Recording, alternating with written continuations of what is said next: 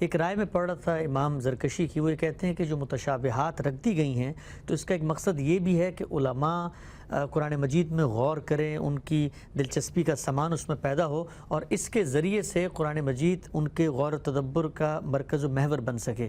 تو کیا آپ اس رائے سے اتفاق کرتے ہیں؟ اسی بات پر تو قرآن مجید نے سخت تنبیہ کی ہے، یعنی یہ بتایا ہے کہ جو لوگ ان متشابہات کے درپے ہوتے ہیں ان کے دلوں میں ٹیڑھ ہوتی ہے، تو علماء کیوں پیچھے پڑیں گے، ان کے درپے کیوں ہوں گے؟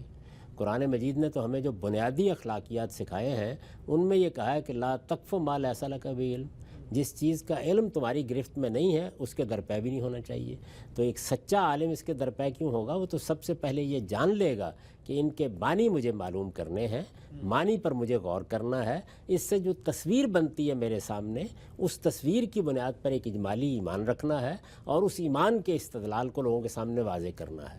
وہ تو راسخون فی العلم کا آگے مقصد یہ بیان کیا گیا ہے کہ وہ کبھی یہ کام نہیں کرتے اور کبھی کرنا بھی نہیں چاہیے۔ یہ کام تو مشرکین نے کیا، قرآن مجید کے منکرین نے کیا، ان مخاطبین نے کیا کہ جو ان چیزوں کے درپے ہوئے اور نتیجے کے طور پر اپنے لیے ایک فتنہ پیدا کر بیٹھے۔ ٹھیک صاحب جی، آپ نے بات فرمائی کہ جن لوگوں کے دلوں میں زیغ، کجی یا ٹیڑھ ہوتی ہے، ہم جو پچھلی اقوام کو دیکھتے ہیں اللہ تعالیٰ قرآن مجید میں ان کا ذکر بھی کرتے ہیں اور تنبیہ کرتے ہیں کہ جو ہم خدا کے اس وقت آخری شریعت کو ماننے والے ہیں وہ ان جیسے نہ ہو جائیں، تو کیا آپ کو لگتا ہے کہ ان کے ہاں بھی یہ مسئلہ پیدا ہوا؟ مثلا اللہ تعالیٰ نے سیدنا مسیح کے بارے میں ایک تعبیر اختیار کی ہے، کلمۃ اللہ کی ہے، روح اللہ کی، تو وہاں پر بھی انہوں نے اس کی حقیقت کے پیچھے پڑھ کے اس میں تعویلات پیدا کی جس سے ان کی گمراہی کا سامان ہوا؟ اسی کی مثال دی ہے قرآن مجید نے سورہ آل عمران کی ان آیات میں، اگر لوگ ان کو نکال کے پڑھیں تو ان میں یہ بتایا ہے کہ سب سے بڑا فتنہ اسی سے پیدا ہوا۔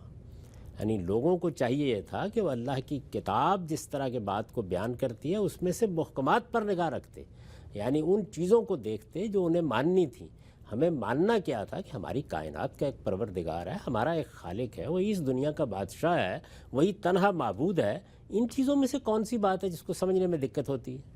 اس کے لیے استدلال بھی اگر کیا جائے گا تو خالص عقلی علمی استدلال کیا جا سکتا ہے۔ ان کو بیان کرنے کے اسالیب بھی ہماری زبان میں موجود ہیں۔ یہی بات انجیل بیان کرتی ہے، یہی تورات بیان کرتی ہے، یہی زبور بیان کرتی ہے۔ ان پر نگاہ رکھنی چاہیے تھی، لیکن انہوں نے کیا کیا؟ ان کی حقیقت جاننا چاہیے۔ اللہ تعالیٰ نے حضرت مسیح کو بن باپ کے پیدا کیا۔ اب دیکھیے اس کے جو محکم مقدمات ہیں وہ بالکل واضح ہیں۔ اس کائنات کا خالق ہے، یہ سارے قوانین اس کے بنائے ہوئے ہیں، وہ جب چاہے ان قوانین کو توڑ دے۔ قرآن مجید نے کتنی سادگی سے اس پر استدلال کیا ہے کہ تم مسیح کے پیدا ہونے کے بارے میں تعجب کر رہے ہو، آدم و حوا کے کیا کوئی آسمان میں ماں باپ تھے؟ ان کو بھی اللہ تعالیٰ نے مٹی سے پیدا کرنا شروع کیا، مختلف مراحل سے گزر کر آدم بھی بنا دیا، حوا بھی بنا دی۔ تو جو پروردگار پہلی مرتبہ تمہاری تخلیق براہ راست کرنے پہ قدرت رکھتا ہے، کہ اب اس کے ہاتھ بن گئے ہیں کہ وہ کسی کو بن باپ پہ پیدا نہیں کر سکتا؟ تو بڑا علمی اور بڑا عقلی استدلال کر کے قرآن نے بات ختم کر دی۔ لیکن ہم نے اس کے اندر اتر کر یہ جاننے کی کوشش کی پھر ایسا ہوا کیسے ہے؟ اچھا، ان کو اگر حمل ٹھہرا تو اس کے لیے پروسیس کیا اختیار کیا گیا؟ یہ وہ ساری چیزیں ہیں کہ جن کے درپے ہونے کا لازمی نتیجہ کیا نکلے گا کہ یا آپ اپنے آپ کو کسی فتنے کے حوالے کر دیں گے اور یا آپ ان حقیقتوں ہی کو جاننے کے درپے ہو کر محکمات پر عمل کرنے سے قاصر رہ جائیں گے۔ اور بالکل وہی ہوا۔ یعنی ان کے ہاں یہ چیزیں سلیب کیوں دی گئی؟ یہ کیا آدم کے گناہ کا کفارہ ہو گیا ہے؟ شریعت کیا چیز ہے؟ یعنی یہ اپنی اساس میں باتیں ختم ہو گئیں، اور نتیجہ کیا نکلا کہ دین کی وہ ہدایت، وہ رحمت جس کو قرآن کہتا ہے کہ وہ تورات کے اندر ان کے لیے موجود تھی، اس سے اپنے آپ کو انہوں نے منقطع کر لیا، یہاں تک کہ پھر جب اللہ کی کتاب قرآن مجید نازل ہوئی تو اس سے بھی فائدہ نہ اٹھا سکے۔ ٹھیک، ہم صاحب ایک معروف مفسر اور تابعی ہیں مجاہد، ان کی رائے اس حوالے سے یہ ہے کہ محکمات جو ہیں وہ ان سے مراد حلال و حرام کے جتنے احکامات ہیں قرآن مجید میں وہ ہیں، اور متشابہات سے مراد وہ آیات ہیں جو ایک دوسرے سے ملتی جلتی ہیں، جیسے اللہ تعالیٰ نے کہا ہے وَمَا يُضِلُّ بِهِ إِلَّا الْفَاسِقِينَ، اور دوسری جگہ کہا ہے کہ وَالَّذِينَ اهْتَدَوْا زَادَهُمْ هُدًى۔ تو اب ان دونوں آیات میں ایک ہی بات بیان ہو رہی ہے، ملتی جلتی بات ہے، تو ان کو متشابہ کہنا چاہیے اور ان کو محکمات کہنا چاہیے۔ یہ بات جو ہے یہ انہوں نے کیسے کہی ہوگی، کس ذیل میں کہی ہے، اس کو جب تک ہم پوری طرح نہ جان لیں کوئی تبصرہ تو نہیں کرنا چاہیے۔ لیکن جس طرح یہ نقل ہوتی ہیں باتیں، یہ ایسے ہے، میں آج درس قرآن دیتا ہوں، آپ بھی کہیں کوئی قرآن پڑھاتے ہوں گے، کوئی حدیث پڑھاتے ہوں گے، تو بالعموم لوگوں نے ان مجلسوں میں ان تابعی علماء کی بعض باتیں لکھ لی ہیں اچھا، یا آگے بیان کر دی ہیں. اس کا سیاق کیا ہے، سباق کیا ہے، بحث کیا ہو رہی تھی، وہ عام طور پر ہم تک نہیں پہنچتی. لیکن جو کچھ پہنچا ہے اس سے اتفاق نہیں کیا جا سکتا. اچھا، اس کی وجہ یہ ہے کہ جو محکمات ہیں ان میں حلال بھی ہے، حرام بھی ہے، ان میں ایمانیات بھی ہیں، وہ سب چیزیں ہیں. البتہ ایک اور مفہوم ہے متشابہ کا، اور وہ قرآن مجید میں لفظ استعمال ہوا ہے، وہ ہے کتابم متشابہم مثانی. یعنی یہ کتاب ساری کی ساری جو ہے اس میں آیات ملتے جلتے مفاہیم کو بیان کرتی ہیں. ایک ہی طریقے سے بات کو بعض اوقات دہرایا جاتا ہے، ایک ہی بات ہزار اسالیب سے بیان کی جاتی ہے.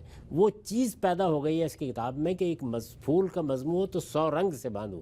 تو یہ قرآن نے ایک دوسرے مفہوم میں اس کو استعمال کیا ہے، غالباً وہ اس کی تشریح کر رہے ہوں. ٹھیک. اچھا، ہم سے بھی بتائیے گا کہ قیامت کے بارے میں، قیامت کا جب واقعہ رونما ہوگا، جو حوادث اس وقت ہوں گے، ظاہری بات ہے ہمارے علم کی گرفت میں وہ چیزیں نہیں آتی، کیسے ہوں گی. لیکن ہم یہ دیکھتے ہیں کہ آج کل کے دور میں کچھ سائنٹیفک تھیوریز کی بنیاد پر لوگ یہ کہنا شروع ہو گئے ہیں کہ شاید دنیا کا خاتمہ ہوگا.